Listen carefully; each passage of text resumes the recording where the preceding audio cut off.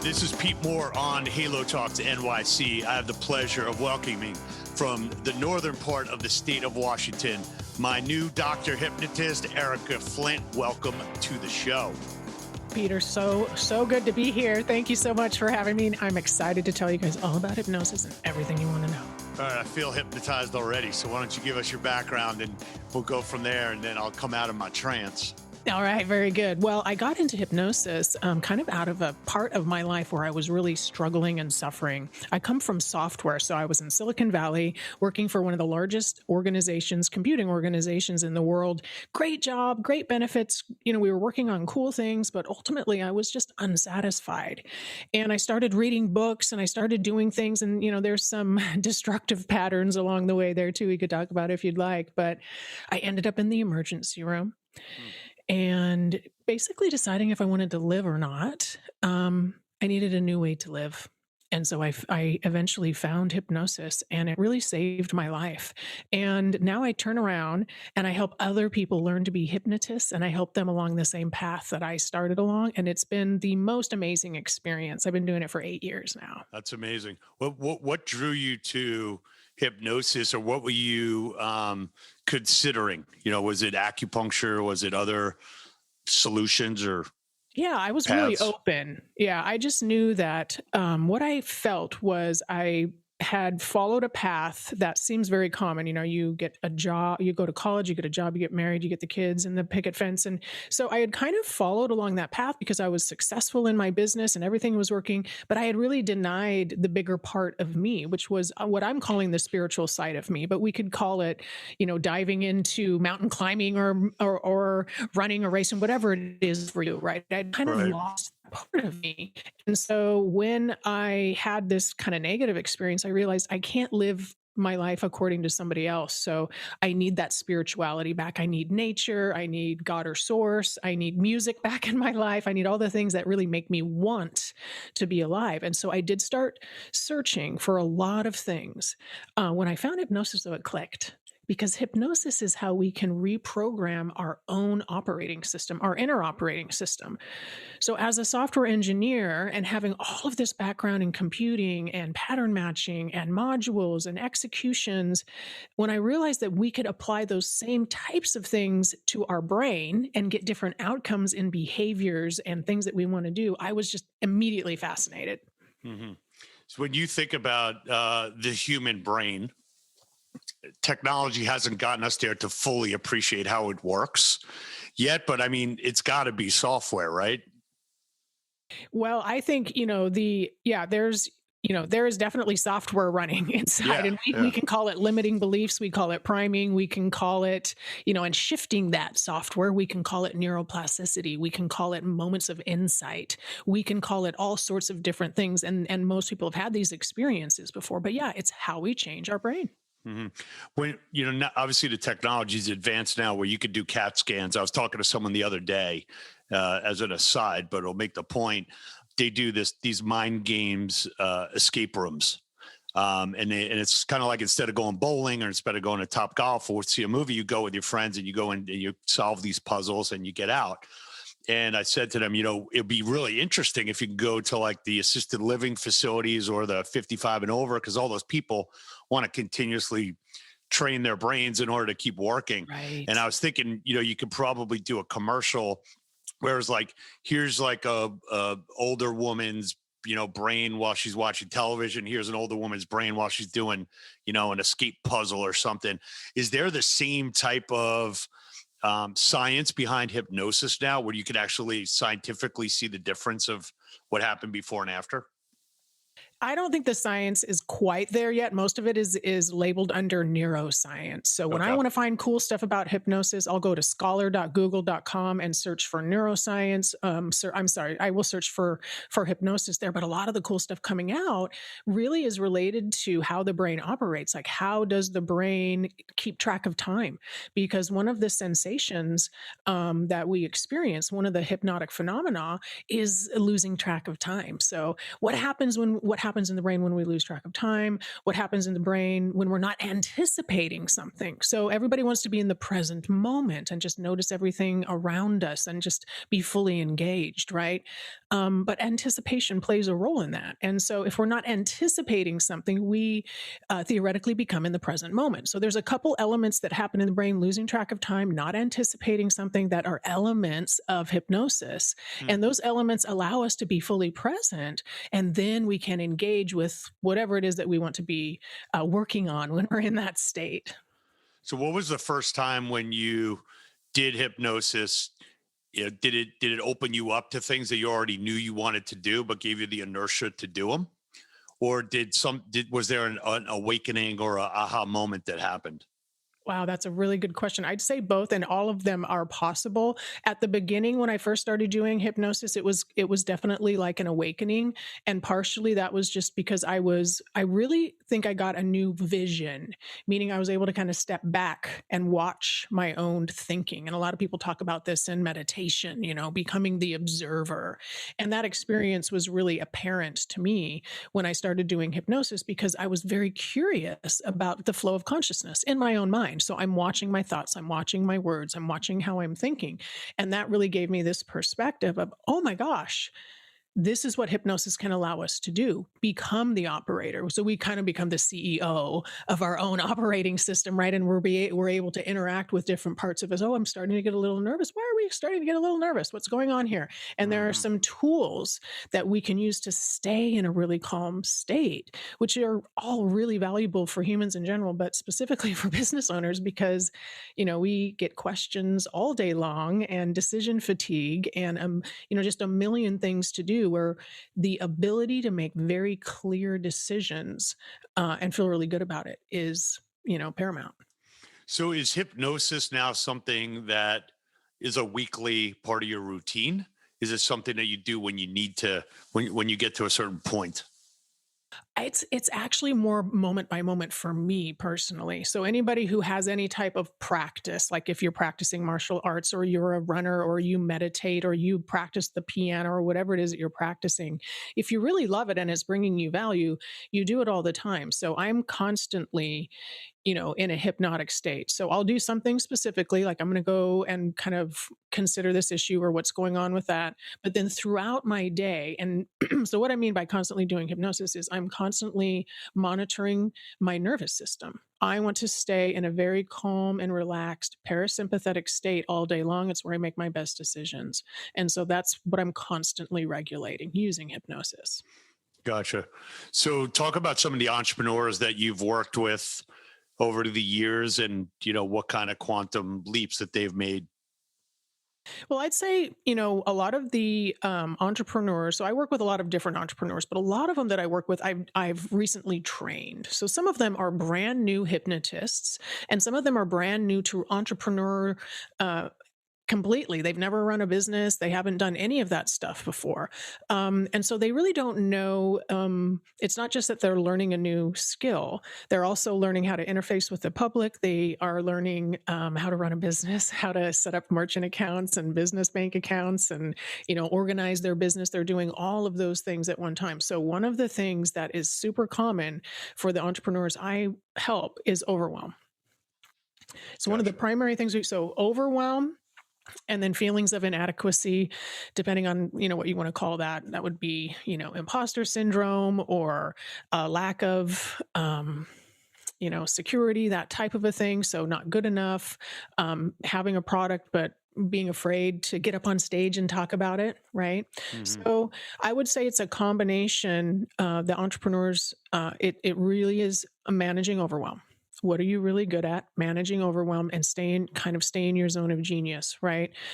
So for brand new entrepreneurs, they want to try to do everything. They think they need to try to do everything, but we all know you need clients and customers before you have to do and need to do everything, right? So there are some very specific things that that new entrepreneurs, we help them with hypnosis focus on the most important thing. What's the next smallest thing is what we focus on. Yeah, well, I find Dave and I talk to entrepreneurs, multiple times a day. I like to say we became entrepreneurial therapists during the pandemic. I like to say during the pandemic as if like it's over. Like remember during the pandemic, like a week ago? Um, I know it's um, changing so fast. It feels like a different pandemic every yeah. couple of weeks. It does. Yeah. But most entrepreneurs feel like they haven't done enough Hmm. or that they took maybe a fork in the road and that shoulda, coulda, woulda, turned into something else. And I used to have one of my mentors. He used to put a post-it note on my desk when I was working at a startup in Arizona, and it just had the word progress in capital letters. Mm. And it's like an entrepreneur doesn't understand how much progress they're actually making until someone else identifies it for them, and they think that they lose every day. We created this win-loss calendar because Mhm. when you add it up at the end of the month, you're usually like 20-10. And if you were professional athlete going 20-10, you're a playoff team at all Right. times, right?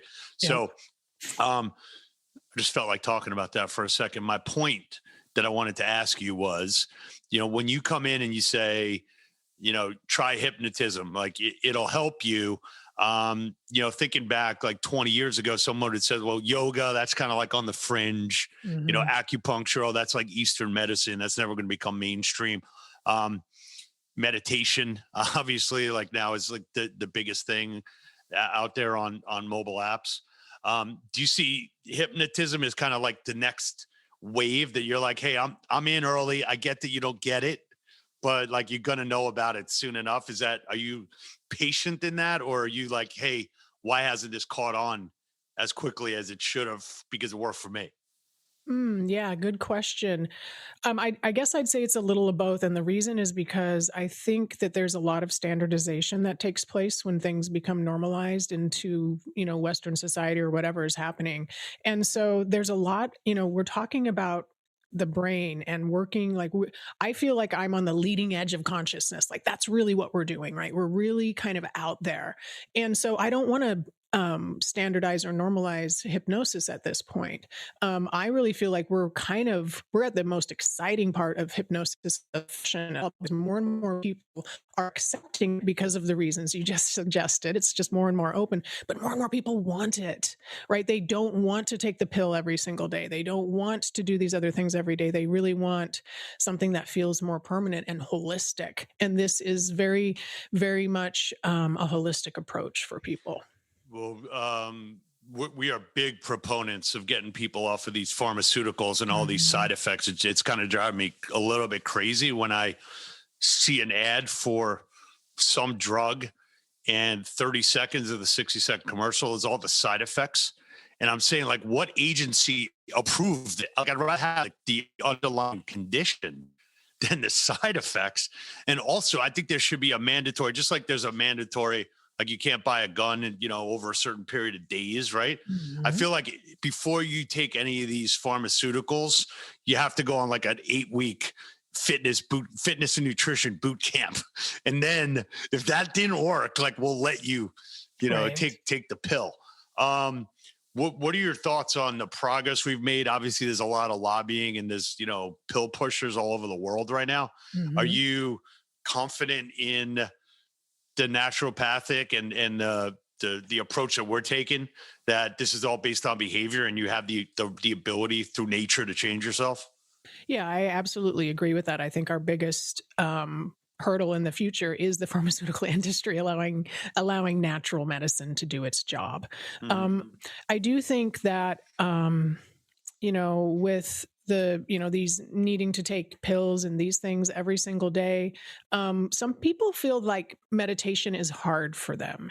And so I do think that hypnosis has a very unique position because a lot of folks, the difference between meditation and hypnosis is with hypnosis, there is a hypnotic suggestion. So it's very specific. And what I mean by that is a lot of folks go into meditation and they kind of feel like they're all over the place. And meditation is lovely. I absolutely love meditation, but hypnosis can be a little shorter and faster. So for a lot of people, they find hypnosis easier to do on a daily basis and easier to create a regular practice off of. So that's one of the reasons why I really like it. It's practical. Is it over the last year, has it proliferated using Zoom, or is it something you really need to do in person and it's kind of like an energy Yeah, this it's energy. definitely, you can definitely do it over Zoom. My first book, I published my first book in 2016. And as soon as that book published, I was getting requests from people from all over, mostly the United States, but from some people from outside the United States. And so I've been doing hypnosis over Zoom for, 5 years, and it's Wow. absolutely fantastic. Yeah. As long as, you need to have a good internet connection and you need to have quality equipment, period. There's no way around that. But if those two things are there, then the client gets to be in a comfortable environment of their own choosing. They don't have to drive to and fro, and it can be easier. I Yeah, love to see my clients in person. That is my preference, but it works. sure. We get results, and that's what we look for. So that's how I Is gauge it. is hypnosis covered yet in insurance plans? Most insurance plans don't cover hypnosis outright, so most clients will be paying out of pocket. But HSAs and FSAs usually cover it. Hmm. Yeah. And then is it all one-on-one, or I guess my question is, when the health clubs return to normal, and we think the health clubs of the near future are going to turn into more social clubs and Right. live entertainment and actual, the idea that we've had is like the health club kind of becomes the authority and the information source for Mm, everything that you need in order to live a successful and happy yeah. life. So is it something where in the future, there's a member appreciation night and you bring a hypnotist in and you could actually, pressurize the entire community there? Or is it really one-on-one is the way to do it? Both are Okay. effective. And I do think for folks out there who are feeling overwhelmed or they feel like they have a limiting belief or a block, here's how to know if hypnosis can help you. You think you should be able to do something, but you're not able to do it, right? So I should be able to, I know that I'm successful, but I still feel that imposter syndrome. Like I still feel it, but I know I shouldn't, Hmm. right? That's a really good use for hypnosis. Now, if what you're talking about is kind of like an event, well, yeah, taking a hypnotist to your event is a fantastic idea because people can relax and be calm. You can set the right mood for your event. So there's lots of hypnotists that come in a group like that. Most of my work is done one-on-one, or I'm up on stage giving a speech. Got it. Yeah. So what are some of the urban myths that you have to work through Hmm. when I would say to someone, "Hey, let's get a hypnotist," I can have Erica fly in, and they'll say, "Oh, that I've seen that before in a magic show or something, Vegas, right? Vegas Vegas. Yeah, act or so." yeah, yeah, So how do yeah. you Right. So that's a combat good those kind of point. things? Well, what I say is I don't do, that's called stage hypnosis. There's a term for that. So if we're Okay. talking about hypnosis for entertainment, where the hypnotist is going to come to an event and bring a bunch of people up on stage and do like a fun, entertaining thing, the name for that is stage hypnosis. And I don't do stage hypnosis. So if somebody asked me Neither that, I do I, would, by the way. I don't do okay. it either. Right. And the purpose of that really is entertaining, but that is why there is a lot of misperceptions out there. So one of Right. the misperceptions is, the hypnotist is going to read my mind, take control of my mind, control me, get all my secrets, that type of a thing. And that absolutely isn't true at all. People tend to, in hypnosis, what we're doing is we are allowing you to access information that normally you don't have access to. And that's because your brain is protecting it. Your brain is protecting you from accessing that information kind of in a conscious state. And so people think that because they end up accessing some of their deepest, memories and information and things that are related to how they're feeling, why they keep drinking when they don't want to, why they keep smoking when they don't want to, why they can't finish that last chapter of their book, why they're afraid to do the speech on stage next Hmm. week. Got it.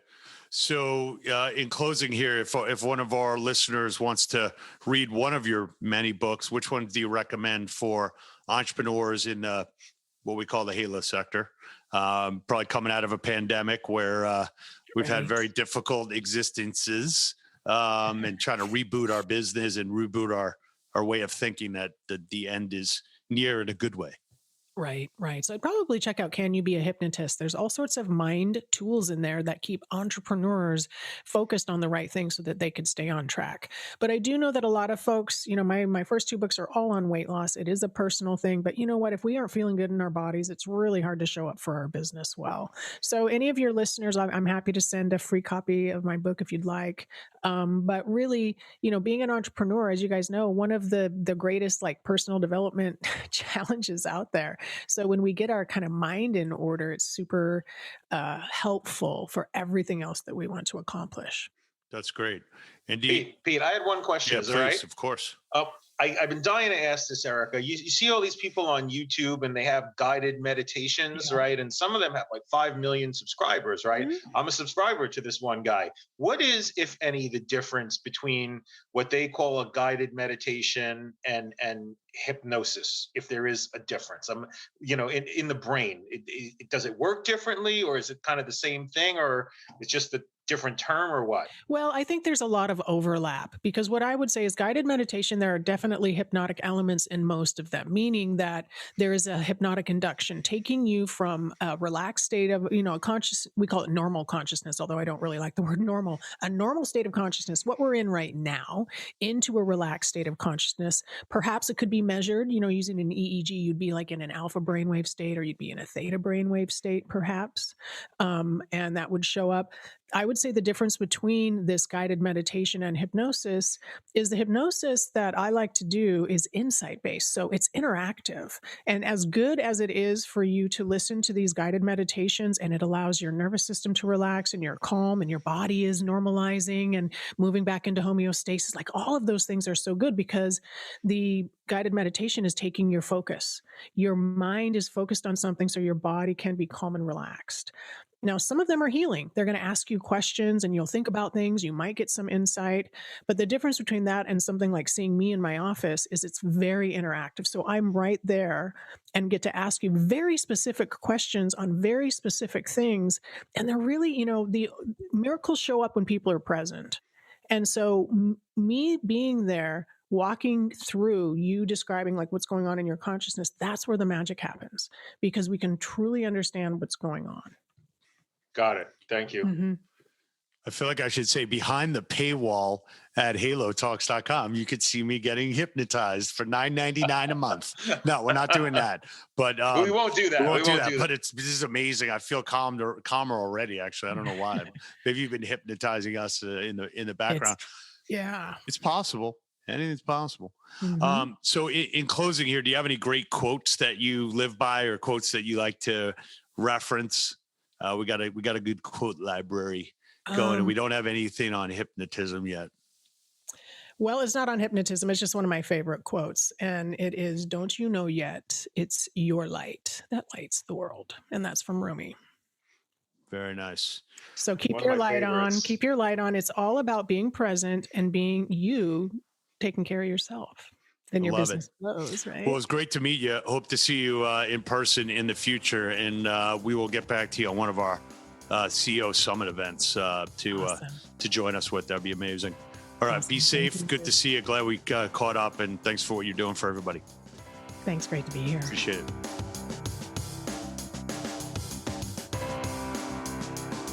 I want to thank my friends at Burn, BRRRN,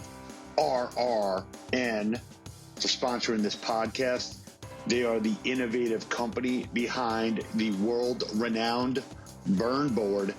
Many of you don't know, I was one of the top roller hockey players in all of Nassau County back in 1988 to 1990. If I had a Burn board, watch out, I would probably be an NHL legend. Got a 7-day free trial on their on-demand library of hundreds of workouts, $30 off the purchase. Check it out at shop.theburn.com. We'll have it in the show notes. Use the checkout code HALO and go burn it on the Burn board. Ice hockey in your living room, at-home fitness, low cost, low tech, low impact. Go Halo, burn it up.